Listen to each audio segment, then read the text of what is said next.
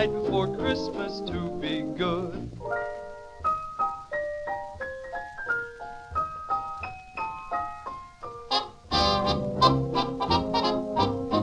And in 3, 2, 1. Welcome, ladies and gentlemen, to episode 7 of the 9th annual 12 podcast of Christmas. As always, I'm one of your hosts, Francois Nation. I'm Andrew Sorsdahl. I'm Khloe Kardashian.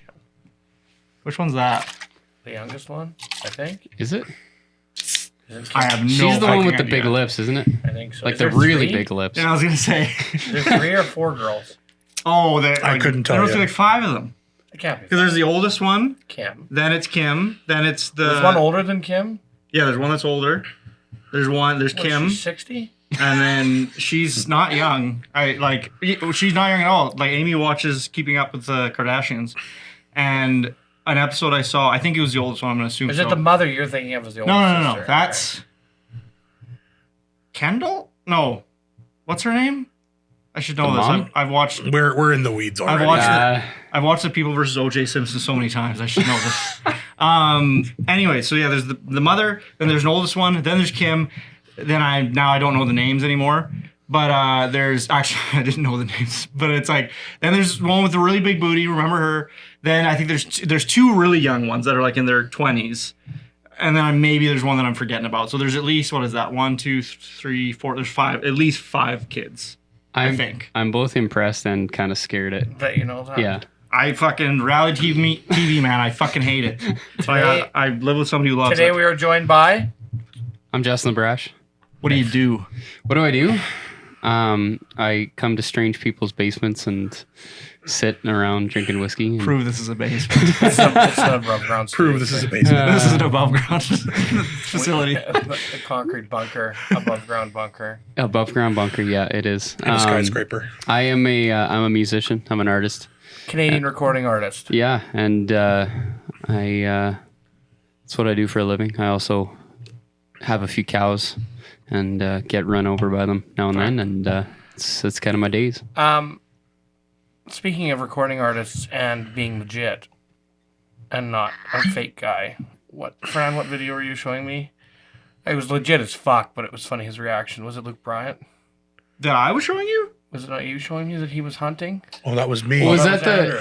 Is he down? Is he dead? Is he dead? Is he dead? Ghost, is he dead? What's that? What? It's like the. That's is a it? great Is it video. Luke Bryan? It's Luke Bryan. It is Luke Yeah. Bryan. Yeah. He's like he's hunting and he's like shaking and he hits a deer and he's like, is he down? Is he down? So he's obviously never hunted. Is he down? Well, he's So like crying. he hunts quite a bit. Oh, you would definitely not have made that shot if he's never hunted. He's actually a co-owner of Buck Commander, which is The Duck Commander guys? deer hunting subsidiary of Duck Commander. So Luke Bryan, and then I think an ex-baseball player actually, and somebody else owned Buck Commander with the Duck Commander crazy guys. duck guys, and then But yeah, Yeah. he is about as stoked as a human being can be. yeah, it was. He's like tears in his eyes, He's like, shaking. Is it down? Is it down? down? They make fun of it on your mom's house. And it's But I think he was glorious. one of the guys who...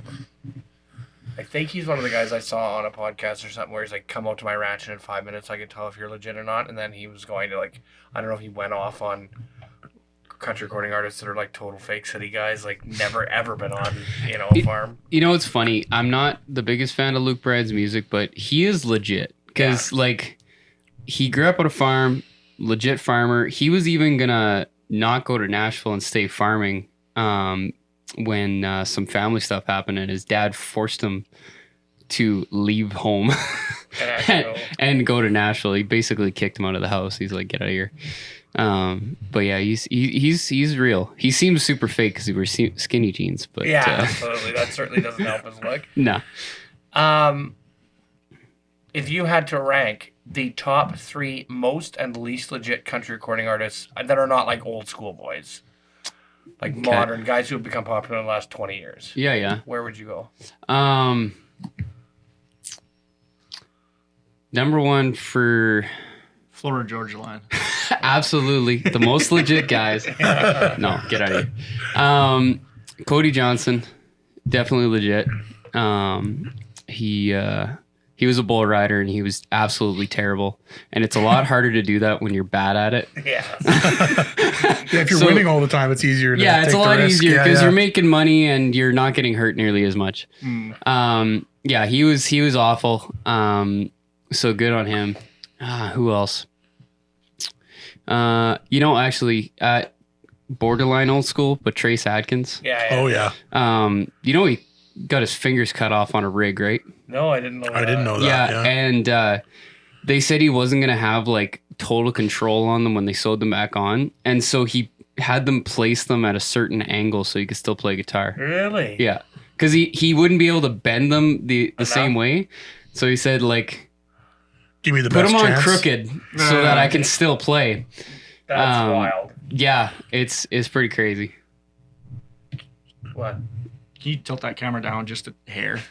Jesus, man. I was trying to be sly about it, but you gotta be loud. I got stand up. I guess like Sturgill Just Simpson so would that- probably be on there Just too. so the head, like top of the frame. Yeah, that's good there. A little. Well, no, that's good. That's good. Thank you.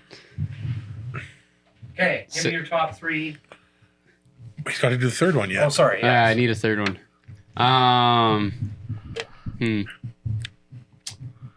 You know who actually, I don't know a ton about him. He's a newer guy. Name's Bailey Zimmerman.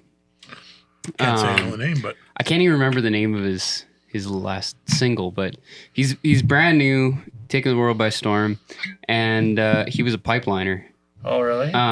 before he started playing, and he just started playing around and then posted a video to TikTok, and it kind of blew up for him. So now he's like an artist and doing the thing. Now, who's your three biggest fakes? It's fakes. Just burn this bridge today. Yeah. I don't think I know any of them, so. Florida Georgia Line makes me laugh. they had one song that was like Cruise was like It's an okay tune. it's an okay. It's not, I wouldn't even call it country, but it's like it's an okay tune. Like Yeah, and I mean, it's they're funny, and I mean they're not a thing anymore. They're not? They're broke up. Yeah, they're solo now. Well, Tyler Hubbard, which is 50% of them, played the Grey Cup halftime show just recently. Oh, I didn't know that. Yeah, it was I didn't know he was from Florida, Georgia. it was okay. No, I mean, if A lot of people didn't. If we were talking to Wheeler Walker Jr., he would tell us that everybody's fucking. Yeah. That's true. Now he's legit. That's legit. legit as they come. I don't know. There's everybody's legit in their own way. But there's a couple. Kane Brown, I question. Yeah. But at least he doesn't sing as much about the country lifestyle. He just sings, songs about life. Right. Yeah. So I that's a different thing. Yeah, it's true. It's less of a big deal when they're not singing about being from a small town and I live this life on the farm, and it's like, man, you don't even know what that's like. Yeah, I like when no matter what the context of the song is, that should kind of match like where they're coming from. Is my main thing. Be a little authentic. Yeah. Yeah. Yeah, exactly. Other than that, I don't know. Everybody's got their own thing. Yeah, nothing's like there's. I'm gonna call out a band. Like, Absolutely. Some buddies of ours, like they're gonna know exactly what I'm talking about. It's like there's this thing. This was years ago, but it's like friends of ours like wrote a song about a city, and the name of the city is in the title. I think. Oh no, wait, no, it's not. Did they say the name of the city in the song? And I remember asking all of them. I'm like, have you ever been to that city? And none of them had been to the city. And I'm like, how do you write a fucking song about a city and you've never been to the city? Like that? Come on. Like I think it's like they wrote a song through about osmosis in the they wrote a news. song about looking at the city from across a river. Yeah. It was Mogadishu, and they've never been. No, I'm just kidding.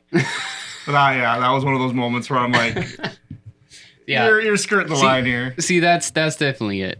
It's not even about like whether they're legit or not. It's are they singing about something that has actually happened to them and that they've experienced? No.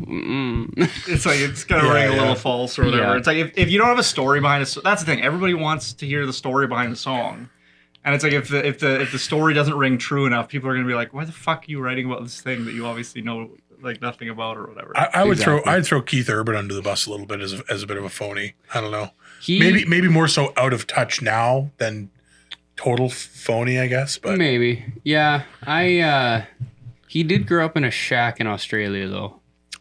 that's fair. enough. Like Humble beginnings. in the absolute middle of nowhere. But yeah, and yeah, like, see, Keith Urban is a different thing to me for his new stuff, because everybody's been shitting on him for not playing guitar as much in his like last couple albums. But I was listening to a podcast where he's talking about that, and he's like, I just needed something different. Like, how many times can you replay basically the same riffs Right, over and over again? Like, yeah, I could do that, and people would buy it and whatever. And some people would say I'm gone stale, and some people would be like, I'm totally fine with the same thing. I'd say I gone stale. Right. And so he's like, I'm gonna try some electronic shit. I'm gonna do something different. Some people are not gonna like it. I don't give a shit what genre it is. I'm just making music. Yeah, when you get to that level of like your audience is that big, Yeah, you're always going to be pissing somebody off, and you're exactly. everything you do is going to be polarizing within that community. And so It's the Metallica paradox. It's like nothing they do is ever right. It's like it's like either you're retreading your old shit, or it's like this isn't Metallica, and it's like nothing they can do ever makes everybody happy. Exactly. It's like, whatever, man. And that's why I think it's like everybody should do it, but especially when you reach a certain level, just make music. Yeah. Just do your thing, make your art. make music that you want to make, kind of Yeah, thing. exactly. Yeah. And don't worry about what the genre labels are. Don't worry about any of that shit. Just do the thing. I haven't been following this closely enough, but I would like Justin's input on what the fuck is going on with these Taylor Swift tickets? Yeah, jeez. I have no idea. I'm totally out of my. Don't even know what this is. So. I know a family from Cambridge, or they might live in Swift Current now, but they did snag tickets for them and their kids, but it was like they were in like the line day one or whatever, and they just so happened to get through and get them, and then it was like the next day that people were selling them for like what was it, like $15,000? I've seen like, $94,000 tickets. So Holy shit. these are resale prices. Right. Yes. Yeah, that's just because people think they can get it. I'm But, like, guessing Some have been listed for $94,000. Yeah. that's crazy. I mean, Ticketmaster is a monopoly and is fucking evil. I think we can all agree on the Yeah, ticketing being a big problem, and like the fact that that's even a thing that's allowed to happen. What's the big competitor that they just bought in the United States that now? was it StubHub? Yeah, Yeah. I think at least the Democratic Party in the United States, they're trying to split them up as a monopoly. I saw a whole bunch of I hope so, because politicians that were like, this, however this happened, this should not have happened, because like this is a monopoly now. We need to split this up. Well, and Ticketmaster is also affiliated with one of the largest promoters in the world, which is Live Nation. yeah. So the promoters that are putting on the shows in the stadiums and arenas that Ticketmaster is signed to owns Ticketmaster. Right. It was fucking crazy. Yeah. it just creates this cycle. But these super expensive tickets aren't from Ticketmaster. They're being bought and then scalped basically for like multi-$1,000s, that's insane. There's a different side of it where artists do charge too much and they have control over that. And that's why like guys like Garth Brooks, I have a lot of respect for because they make it affordable for fans to come see them. And they figure like, and he does not skimp on production. No. But he figures out a way to do it so that, he's not doing it for free. That's for sure. No. But he's not charging like his even ticket price isn't insane. Yeah. I was looking at the ticket prices for Shania Twain. She's coming to Saskatoon, or Shania now, I guess. Yeah. Nobody says Twain anymore. And there was tickets for like over $2,000 in the pit, which is crazy. And there's no need for that. No. Like there honestly isn't. Like, yes, they need to cover their costs and people expect all the dancers and the lights and the video and everything like that. But At the end of the day, she just knows She's that also people will doing pay that. very well for herself. yeah, to begin exactly. with. And Supply and demand is at the end. Is the argument on the other side of it is like, yeah. yeah, we know people will pay that, but it's like, but they shouldn't have to. no. And I guess I should give some background to people, but I went to university for this stuff for touring logistics and all the business side of things. So that's why I feel even stronger about high ticket prices, because I'm like, get the fuck out of here. Mm-hmm. You know everything that goes Yeah, into like charging logistics. $2,000 for a ticket, like you can bring that price down. I don't know if anybody else remember this, but I don't know if it was like the Foo Fighters or someone who canceled a bunch of tickets that were getting scalped. Yes. I think There's it was been a couple the different Foos. artists. There's Yeah. been a few, but I think the Foos did do that. Yeah, it was like these people, they found out the resale scalpers refunded them, blocked them from buying more tickets, and then reissued the tickets again. Yeah, because they found out like there was batch tickets being sold by like 50 or 100 at a time or whatever, and then. Well, was Ticketmaster not doing their own? Yes, for a while they were, but they got caught doing that. They and did, then got yeah. shut down. Yeah. Which I mean, like, how can you not? That's the problem with a monopoly. Like, they're the only fucking game in town. They get caught doing shady shit like that, like buying Josh, their own when you tickets do and online reselling tickets, who them. do you go through? I use my own. Your own proprietary. Yeah, because through my website hosting, I can set up a ticket sale That's thing. fucking sweet. And That's the so way to that's go. when like I'm putting on a show, I'm doing the tickets or whatever.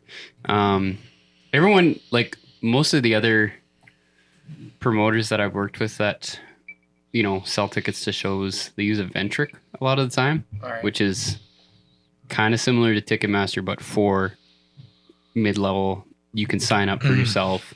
They take a low percentage. Right. You control everything, sort of thing.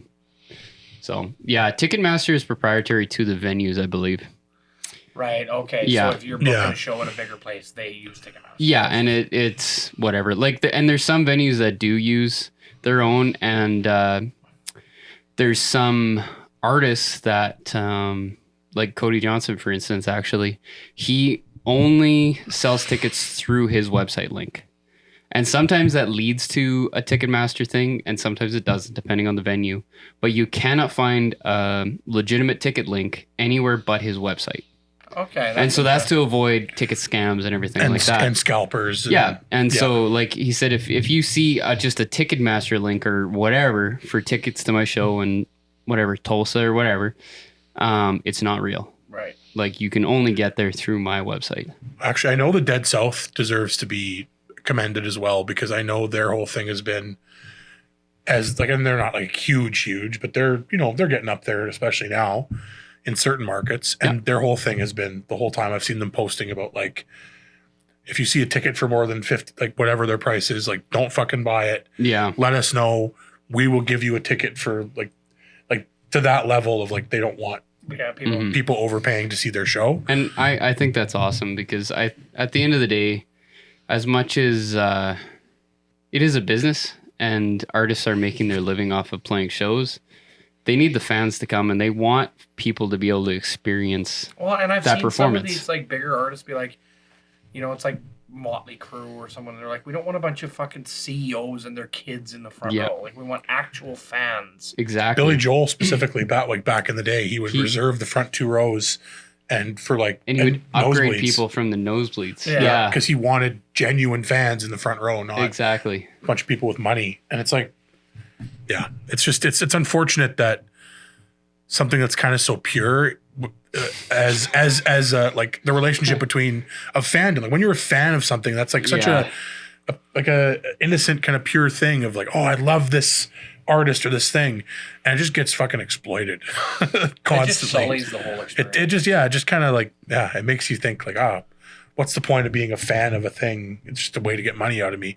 Yeah. When you like, take the cynical Taylor look. Swift, it's like, it's not the little girl who idolized you growing up. It's some fucking guy and his kids and who his wine are going to be mom on their wife. phone Yeah. the whole show up front. Yeah, exactly. They're watching So the there's show no through slam the of screen doors. They don't give a shit. They're like, oh, whatever.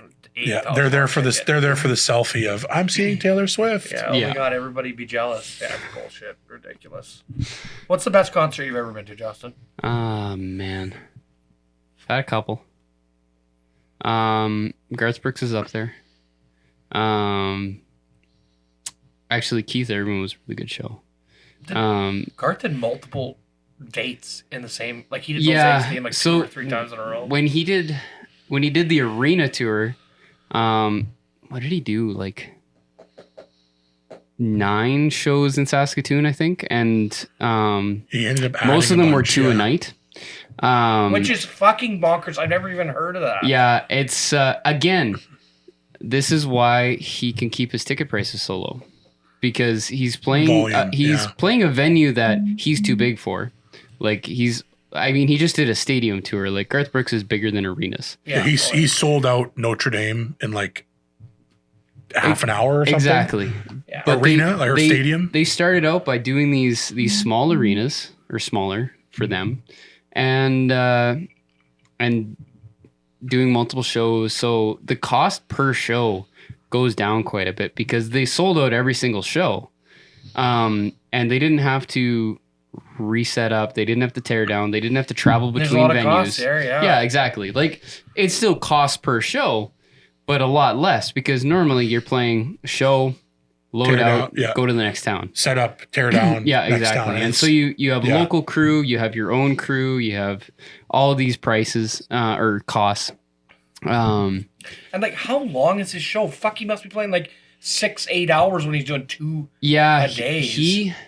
We went in Saskatoon and he had Trisha play like a set or like a shorter set in the middle so he could take a break. And I think with the two of them, it ended up being like a little over 2 hours, 2.5 hours. Okay. And the night we went was the third show, but it was the first night they did the double show. And the venue didn't plan properly for timing of people exiting and then people entering because they'd never done that before. And so the show was delayed it was supposed to start at, I think, 8 or 9, and the show didn't start till 11.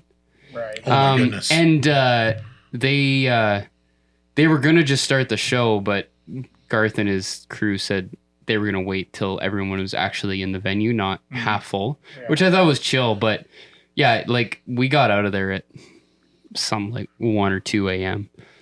It was crazy. That's a lot. I never even thought of that. Like getting this is at Saskatchewan Center? Yeah. Like getting out of there is fucking bonkers. Yeah. So can you imagine while God. you're exiting, there's an entire like sold out crowd trying to get in at the same time. Man. Yeah, Leaving. no time to clean the fucking gross ass floor. Well, and they kind of systemized for the next nights and it went way better, but that first night was awful. We stood in line for I think it was an hour and a half, maybe 2 hours outside. The number of times I have been stranded at Saskatchewan Center trying to leave. Yeah. And it's literally impossible to get a cab for the first minimum 45 minutes. Exactly. It's literally impossible. Yeah, the last time I did it, Kelsey and I took a cab, and then I gave my cabbie $40, and I was like, if you come back, I'll give you another 40 on top of the cab fare if you show up right at the end of the show. Like, I'll call you personally. And he came and got me right away, which was fucking awesome. Nice. Oh, you had like to pay need the to money. ask a friend to be like, you have to come pick me up and drop me off. Like it's the only reasonable way to do it. Remember that one show we walked like 2 kilometers, 2.5 kilometers, like around the corner from the Saskatchewan Center to like go to past the Husky even or whatever to like get cabs there as they were coming in. Oh my God. Man, 2-a-day In the shows. winter. How many shows would he have played in a year then? Like, It was Individual insane. shows, like Yeah, it thousands. was. Yeah, it was crazy because he did that. He didn't do that many in each city. It depended on the size of the arena, but still, it was insane. Like, yeah, I got mad respect for Garth Brooks. He's one of the hardest workers, even though he doesn't have to be. yeah, he's Like, he could not work again, no, of course not. but he wants to bring his art to people. And he went on quite a hiatus, didn't he? He did. And that's why he really kicked the shows up. Exactly. And he came back because he took a break to raise his family. Yeah. And then the kids were growing up. And there's a documentary on Netflix that they made about him. And they interviewed Trisha about this stage where once the kids left, she said he was just awful to be around because he was just like itching constantly, walking around the house. He needed to do something. He was just doing stupid little shit, getting in the way. And she said, you need to like plan a tour. You need to get out of here and do your thing, because he didn't have anything to focus his energy on anymore. Being a father was taking the place of playing shows and being on the road and interacting with fans. And so as soon as he didn't have either of those, he was going crazy. Right. And so that's when they started planning. and built this massive, like, never been done sort of thing. It was just all over, like all over North America. Yeah. And he did go overseas a few times, I think, but he played like Ireland and like a couple. Yeah, he did a couple dates in Europe, I think. Yeah. That's crazy. I've heard that the show itself is also just like next level, like the production and his energy and all that is just next level. So it was one of those things where you knew you were in a packed arena, but you felt like he was interacting directly with you. Yeah, and that's wild. The great ones know how to do that. And he honestly, and like anybody that I know that has worked with him or just met him or had anything to do with him says he's just the nicest guy, the most sincere. Like, you can honestly just kind of hang out with him, and he's just sweetest guy ever. And he translates that on stage where he he's looking at like 100 different people at each spot, but you feel like his eyes are right on you, and he's smiling at you and waving at you. And it was just it was really cool. And like, lots of artists do that, and like you kind of know they're doing that, but even me as a performer, knowing all the tricks, I still felt like, oh my God, he's looking. I feel connected. That's really cool. It is something when a band, because like every band in the history of time does that. It's like, we're so fucking excited to be back in Saskatoon. Like, we love this city so much, and this is our favorite city in the entire fucking world. And it's like, okay. And then like it just rings false to me like 99% of the time. It's like, it's really bad too when you know that they forgot what city they're in and they're just talking about the province or the country. Like, they're like, we're so excited to be in Canada, and it's like, oh God, that's rough. Yeah, but it's like occasionally a band breaks through. That's like, we went and I just saw Steel Panther in Regina, and Michael's like, so happy to be back in Regina. Like, this is one of my favorite places to play. And Satch was like, you literally said that about Saskatoon last night, man. Like, you can't do this every time. Like, just totally ripped into it. He's like, every time we pull into the city, you tell everybody in the crowd it's your favorite place to play. Which was fucking I love those guys. So fucking funny. That was awesome. Not a big fan of their new stuff, but... No. I just like their shtick. Yeah. Their shtick is... I really wish Wheeler Walker would come to Canada. I don't think he ever will, but... You never know. I don't even know if his live show would be very good. I've never even seen footage. That's a true. I haven't either. I don't know if it would like maybe he's just kind of a studio thing. Yeah. Like, he probably's got some like some jokes that only get broken out at the live show. So it's like at least I feel like the first seeing him once would probably be great because like there's probably a whole bunch of comedy. I mean, the studio stuff sounds good. So if it's remotely as good as it sounds live, true. I think it would be the type of thing you go to as like a comedy show. You don't go to it to like experience some like tasty jams. No, certainly not. But that's one thing I really love about Steel Panthers. The music and the show. Like, they're incredible musicians. Yeah. That's a huge selling feature. Yeah, that's true. What's your top show? Yeah. Top show all time. Justin LaBrash. Justin LaBrash. No. The Justin LaBrash experience. Man, that fucking one you did actually. The drive-in show was in. Yeah, that was the one. That was unreal. Yeah, I remember you had the countdown going, and I was like, holy shit. Yeah. This is some fucking stage shit. This is one thing that I like. Actually, I love that you do, and I love that the Hour Hand does. It's like, don't play like you're a small independent act. Play like you're a big act. Who fucking cares? Like, people want a performance. You know what I mean? Like, exactly. Some artists we work with, it's like they're just there playing their music, and there's not much of a performance. And I don't know if in their head they're like, oh, it's not cool to pretend like we're big when we're not big. It's like, fuck that. Like, put on a fucking show. And I really love the production. That was really cool. That was a fun night. I honestly, one of my favorite shows of all time was Iron Maiden. It made it a lot more fun to like edit. Because it's like we had like you had those fucking great cutting points and those great like we could play around with the beginning and like do some cool like interesting stuff. I don't know. I was super impressed. One of my favorite shows was Iron Maiden because Bruce Dickinson was like at the time probably 55, and he just sprinted back and forth across the stage for 3 hours, and I was like, Jesus Christ.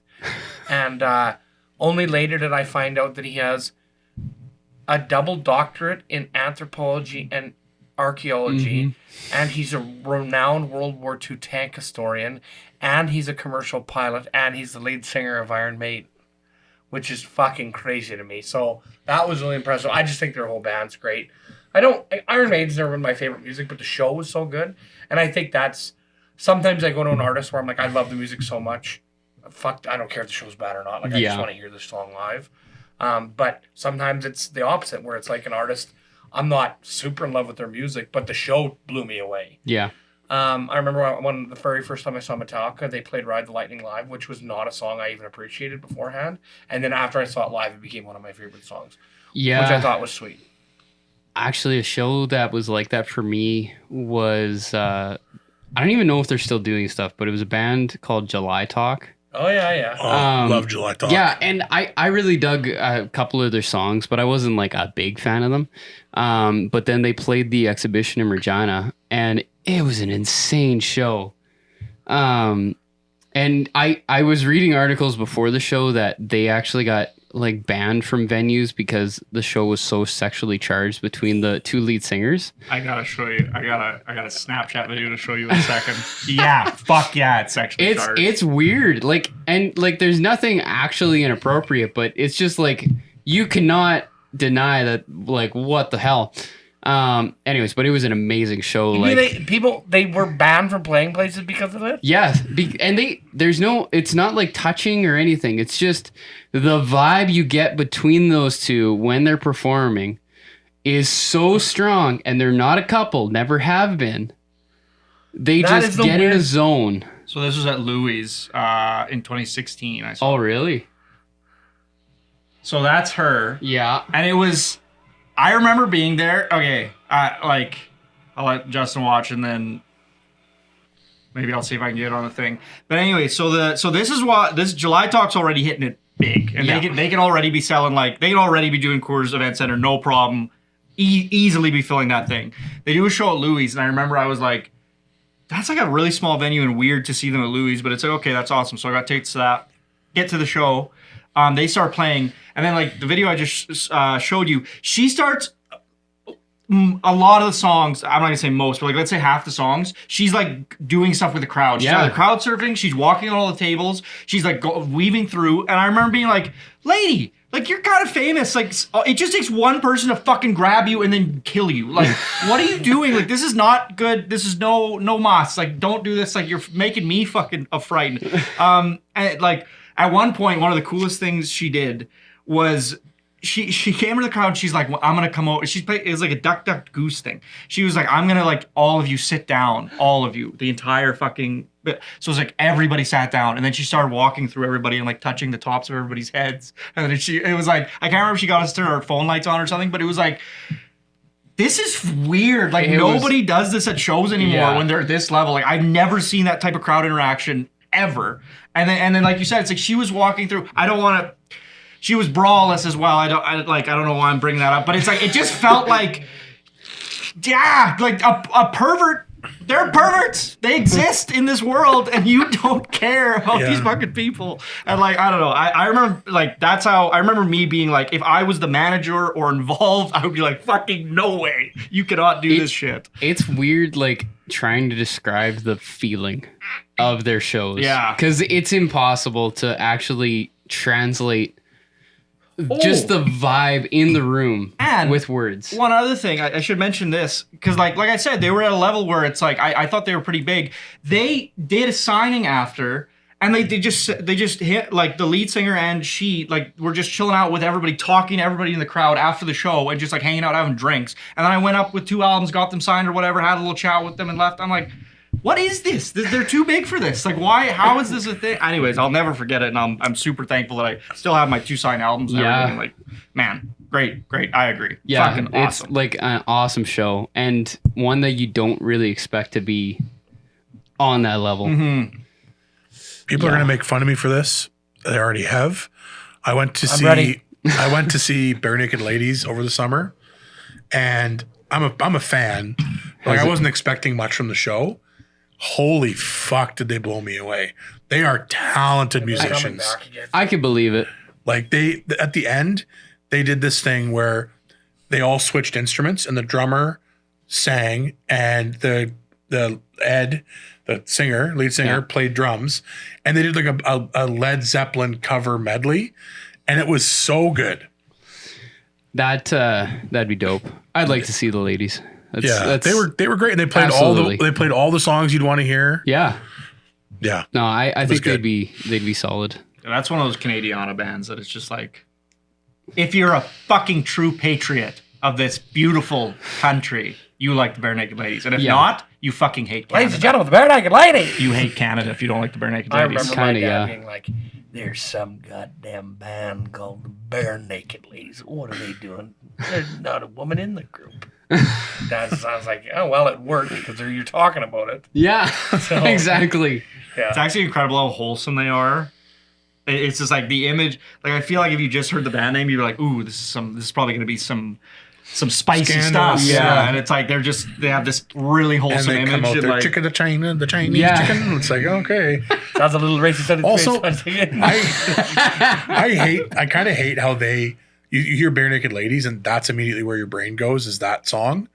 And it's like, yeah, I know it's cheesy, but they have a bunch of not They have some really cheesy, good stuff. like Brian Wilson. Like I love that. Brian Wilson That's is a great incredible. song. I love that. Absolutely. And Brian Wilson incredible. covered it, Yeah. which is fucking sweet. I love that. They were in studio in somewhere down in the States, and the fucking producer comes in. He's like, "Hey, Brian Wilson's here," and they're like, "What?" And he just walked into their studio, and he's like, "Hey, do you guys mind if I cover that song?" And they're like, "Yeah, go for it." Like, fuck, I don't know. He's Oh like, my "Okay, God. thanks," and then he just left.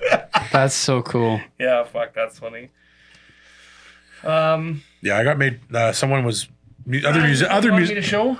John, yes. Well, I would like us to talk about, do a little bit of self-promotion because we're all together now and we all recently did a That's a good project idea. together. Are these the OG drawings? Yeah. Wait. Oh my God. Are we talking about that now or are we going to do it before? let's do it now. Yeah, would you rather? Okay. So, Justin, I thought you'd be interested to see. Because, like, hey, let's talk about this project a little bit before we get to that. Give it to him to look at. Just wait No, for apparently. 1 second here. So, recently, Justin, actually, it wasn't that recently that he contacted us. It just took a really long time. It's all good. actual Justin, police well, probably, I think you're our most prolific client. Oh yeah, we done. I want to say for sure, like I think in terms of music videos and like musical projects, you're the person we've worked with the most. I mean, Aspen, and in terms of in a non-direct sense, but it's like, but yeah, in terms of like us Directly filming working. you and Yeah. like making a product or whatever, you're our most prolific client, and I think we've always had like a really good working relationship, even from like the get-go. It was I've like, known you guys too long. yeah, it's been a long time. Our first project was what, like 2015, 2016, something I like think that. you were 16 years old. I think. Yeah, I young. was. Anyways, we've known Justin forever. We've talked about him on the podcast a whole bunch, and he's been pretty consistent about getting us projects that we've been able to like Do something different. well, just do like stretch ourselves creatively a little bit. Like Yes. try something we've never tried before, and then it's something. It's like we can extend our comfort, like get out of our Comfort zone. a little bit each time. And so one thing we've been trying to do for fucking years, but it's one of the most challenging things to do, is we wanted to do an animated music video. We literally had And- two other clients, two other times. It's been a thought or an idea that has been axed after the test stage for different reasons. Yeah. So this is like the third attempt in our careers of doing a fully animated music video. Yeah. So it was like the first time, it was just, we basically didn't have the hardware to do it. It's like I one day I will finish that video because I'm really proud of it conceptually, but it's like basically we did this test. I think it was like a 30-second, 1-minute test. And it was really excellent. I had a whole plan for it, but the problem was like the computers I was working with just could not fucking handle what I was trying to do. And so then we had to shelve that, and it was like, I hope I can go back to it. I'm going to go back to that one day. But then the second time we did a test, and it was for another great client, Paul Kuzbek. I don't know if you've ever met that guy, but anyways, great guy, great client. And we also did, I think it was like a 40-second, 1-minute test somewhere around there. And once again, he was sort of like in a transitionary stage of his career where it's like he like changing projects and changing genres kind of, and like trying different things. And so that, once again, it was like we were done, and I was like semi-confident we could pull that one off. But then because of the project change, it's like that kind of got shelved, and I like that one's probably just gonna sit in the ether forever.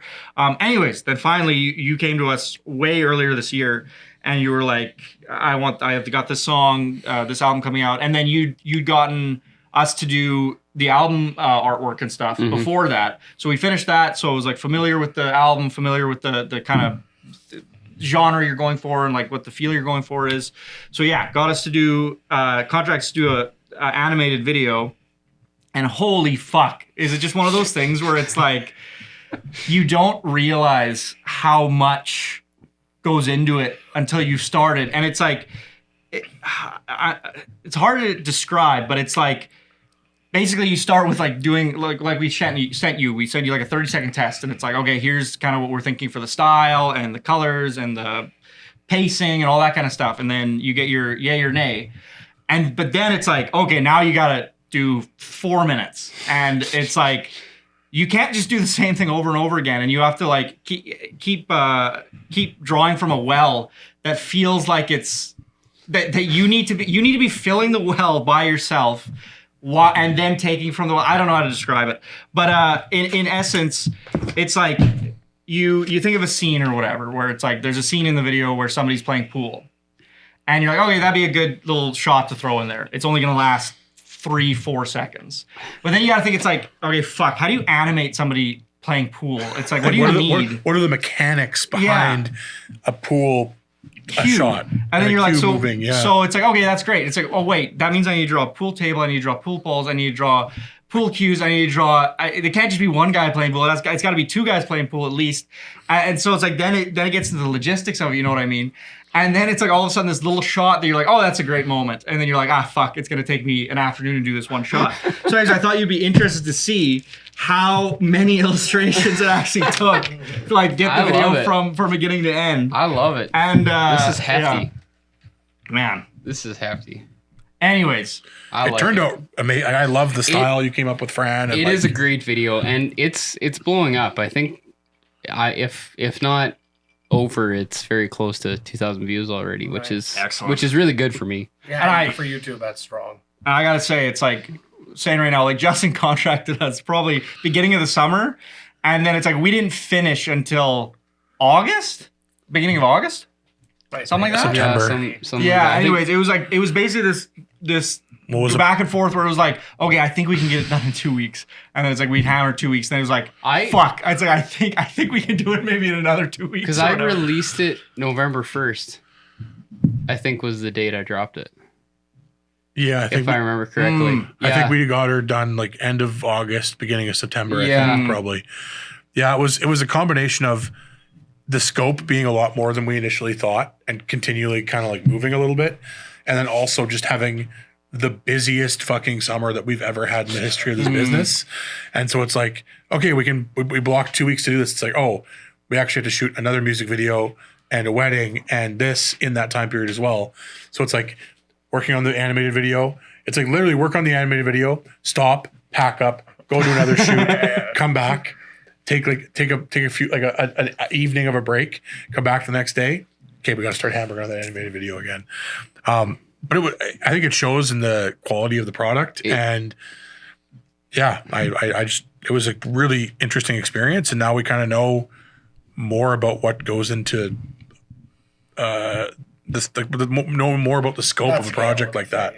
Yeah, it's nice to like carry a project to fruition, because it's like then you can say very comfortably, it's like this is the workflow that's needed, because it's like I said, we did that animated series, which was like a huge fucking undertaking, and that once again that was a thing where we were like, we blocked out like a month, and we just sat down every day and we were animating like day after day after day after day and doing voices and all this stuff. And it's like, but that was because like we had gotten this grant that we were able to like really block this time out. But and that's the thing with these animated videos. The only way to really do it is like, we need to do this for 5 days, and we need to do it for 8 hours a fucking day. And it has to be the only thing we do, because the problem with like you can't just do 2 hours a day. You can't just be like, I'll do 2 hours there, I'll do 2 hours there, because like a shot, a shot from conception to fruition, it's like you can't do like, I'll do the conception part today and then I'll do the drawing part tomorrow. It's like you kind of need to like do the whole shot. I don't know if you get what I'm saying, but it's like it's one of those things where you can't You need that 8 or 10 hours to like actually make progress, or else you'll just never get anywhere. Anyways, we did finish it. Justin was very patient with us, which was really nice, and kudos to you for being so patient. But it was really exciting to be able to release our first animated video. It's something I've wanted to do for fucking at least 6 years now, so that was really nice. Yeah, no, I love the video. It turned out great, and yeah, people have been loving it too, which is at the end of the day, that's the main thing. Yeah, absolutely. We can love something as much as we want, but we put something into it. It's about the fans' reaction. Yeah, it's true. So, and it's true. It's like so far, like, I guess I haven't checked in a while, but it's like maybe a month ago was the last time I checked, and it's like all the reception has been like super positive. And people love it, and it's different because you guys are one of the only Saskatchewan, for sure, probably Canadian production crews I know that were willing to do an animated music video, like, without question. And I don't know any other artist, especially in country, that has done this. That's one thing that we really appreciate recently about working with you. Like, as Fran already said, but like other country artists that we've worked with, it's been very, and I think it's kind of the genre, typically the songwriting in that genre, it doesn't lend itself to outside the box visuals to pair with the song. And you kind of are like really constrained in what you can do in terms of, like, you kind of have to follow the lyrics is usually how it goes. And fortunately, we've been able to kind of, like you said, kind of push the boundaries in that regard a little bit and find ways to like have it still fit with the lyrics and fit with the song, but be different in some way. So it's not just another cookie cutter, like, people in a field and in a truck and whatever. And there's nothing wrong with it. I'm not shitting on that. It's just, it's nice to have more freedom. More of the same sometimes gets old. Exactly. Yeah. No, I'll keep bringing crazy ideas. Yeah, good. No, that 90% of them come from when I'm sitting in the van, sitting in a hotel room, or sitting in the tractor. Yeah, exactly. You got time to think. Yeah. Come up with some. Yeah, you know, sometimes lyrics just lend themselves to doing something. Yeah, but literal. Yeah, and that's something I think, Andrew, you're really good at, is thinking outside the box a little bit more, and like just coming up with way outside, like, left field. And sometimes they're like, no, we don't like that, which unfortunately kind of sucks, because sometimes you come up with really cool ideas and people are like, that's a little wackier than what I'm. What works for my brand. And it's like, I respect that. Don't get me wrong. Totally. But it's like, fuck, I really wanted to make that video. There's one in particular recently, but I can't go into it. But like, I had an idea that we all kind of agreed was like, this would be such a cool video and fun and different. And the artist was like, like, it's a little bit more out of the box than I wanted to go. And it was one of the only times I've ever been like, oh, that hurts. That sucks. Because I think it would have been a really cool video. Let's do a not Would You Rather, because Would You Rather is trademarked, I'm sure. If you had to. No. This is just a stupid prompt thing. Thought it was like a happy birthday type idea. Like, I think probably that's actually what it is. Maybe. But, so if you had to, either TMZ is constantly creating lies about you, or you steal something from everywhere you go. TMZ, I don't give a fuck about them. Yeah, they're like the least reputable fucking like. Yeah, but like they're National Enquirer. It's like constantly have to deal with. It's like, are the rumors true, Francois? I do have a question about it though. Yeah. Do I get to choose what I steal? Oh yeah, you get to pick. Okay. Yeah. I'm going with that then. Because then I could just get, like, I've never stolen in my life, but in this situation, there's going to be certain places you can't go into though. It's like you cannot go into a jewelry store ever. No, but you could steal the pen. Yeah. From the counter.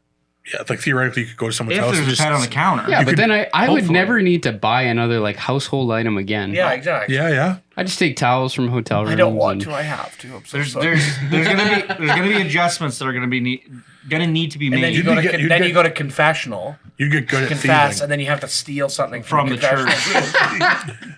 It's a never-ending loop of you going back in and be like, "Forgive me, Father, I've sinned." Take the curtain. When was your last confession? It's 6 minutes ago. What'd you do? It's stole something. Can you just put something down that you know I'm going to take so that I don't have to keep doing this. Donated Just theft of hey, items. here's a bit of a loophole. Anywhere you possibly can, you steal like an ice cube.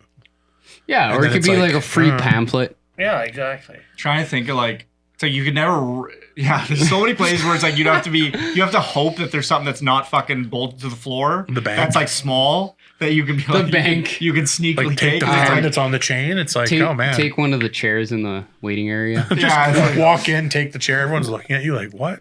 I feel like the bank guard would be like, I don't know what's That's happening. like Ricky and Trailer Park Boys. No, they're bringing you all new office stuff right away here, actually.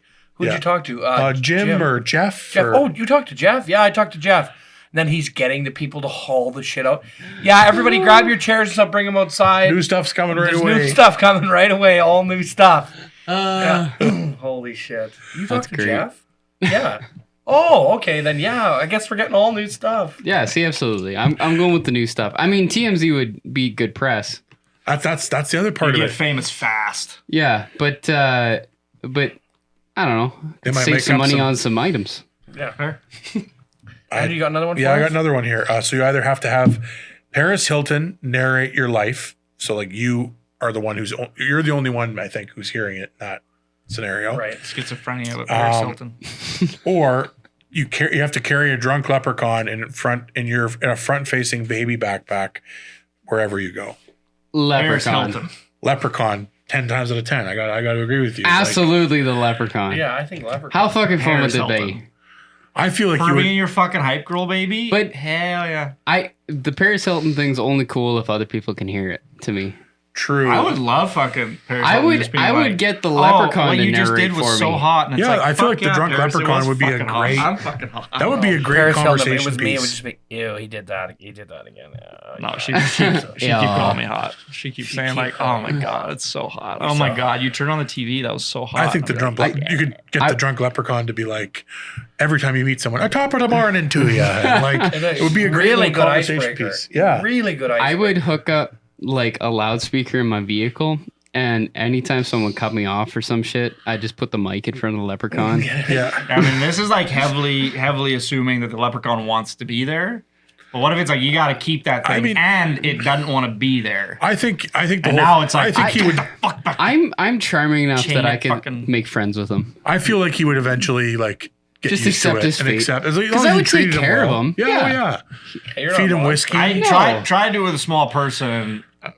I don't know, man. You have- You get a small person strapped to your fucking front. I'm gonna give you maybe 3 days before that thing is like, let me the fuck off, you monster. But it's Like, a but if leprechaun. it's- I don't know, man. Whiskey, it's like Yeah. sip for you, sip Like for me. yeah, Sip you for just have sip a for me. baby bottle of Jameson. That's what- Leprechaun's happy for I'm telling you, man, months. 3 days.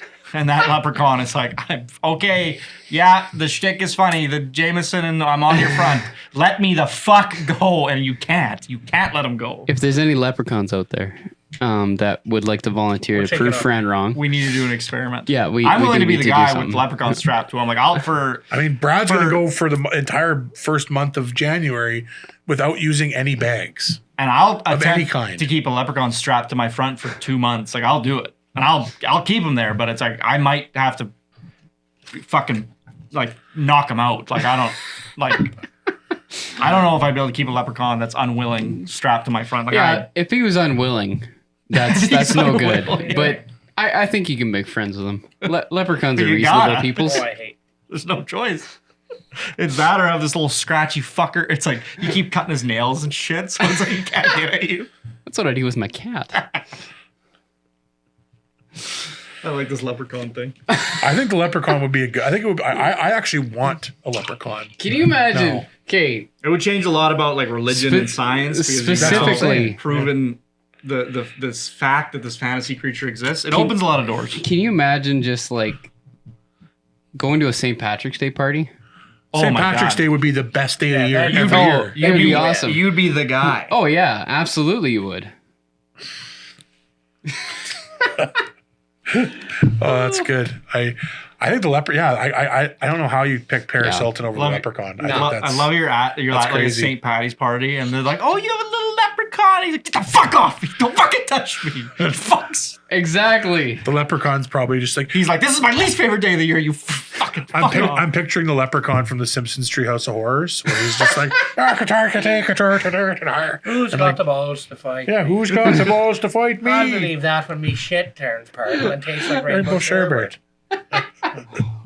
Just feed him all these like amazing lines. You drunk enough to get your ass. Holy fucking love Super. I would hire a writer, a full-time writer, to write jokes for him. Oh yeah, absolutely. Yeah. I mean, you're getting famous. Get sponsorship from like yeah. you get a sponsorship from Jameson. Man, Yeah, exactly. Where you- I have a Jameson little like the pouch you wear is just Jameson. You know, you could get a job being a hype man for Conor McGregor. Oh, true. Walk into the ring before him with a fucking leprechaun hanging off your chest. I don't know that's a good how one. you would prove that it's like a fantasy creature, but like a leprechaun is a fantasy creature. Like this is a creature that doesn't exist in our current Says day. you that we know of. No. I'm saying that it's like, In your mind. but like if it does exist, and you had this leprechaun that is a legit leprechaun, like of the fantasy myths, and like I'm trying to think how you would prove it, but it's like if you could prove it somehow, you would be the most famous fucking person in the world. It's paramount to fucking find a unicorn. Like you've discovered something that people thought was not real. I think you'd prove it by, his magic.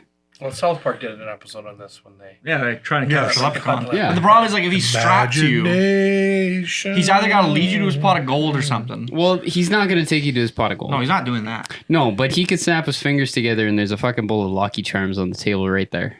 Is that That's proof. That's an ability Absolutely. you think they contain? I think I so. mean, if Okay. not, what's the Or point of this I leprechaun? think- I mean, you're looking at a huge lawsuit from General Mills or whoever makes.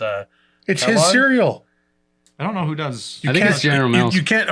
I would just say you're appropriating the food of my little friend's people. I was gonna say. Yeah, that's Yeah, their- and then that's General their- Mills' legal team is going to have something to say about that. We'll try this case in the press and see. Well, but it's advertising for them. That's true. I think they'll less sue and more want to hire. Endorse. But you There's get huge endorsements from cereal and alcohol companies. you get that little redheaded bastard to produce one fucking magical bowl of Lucky Charms out of nowhere. You are the most famous. Your life is made. Your life is made. You're making tons of cash. My life Like- is made just because I have unlimited Lucky Charms. I don't there give a we shit go. about the Don't even worry money. about starving.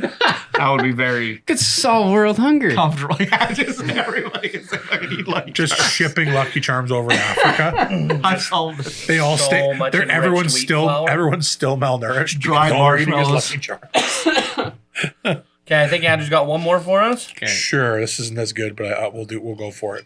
So every time you wake up, you're careening down the world's steepest water slide, Oh, Oh, or God. you have to work 9 to Ouch. 5, Monday to Friday. I'll specify. You get weekend. Oh, we'll say Monday to Saturday. You get Sundays off as human table. Oh, I'm going with the like water an slide. An 8-hour day as a table, or a 6 days a week, 8 hours a day. You're a human table. Yeah, I'm going water slide. Because I- I'd lean into it. I'd have to do the table because I'm getting paid. Like it's a job, right? Yeah, but like you're I getting know paid tables don't minimum get paid wage. well. Yeah, whatever, man. It's like it's a Tables job. don't get. My whole thing is like, there's too much commitment with the table thing, but Jesus Christ.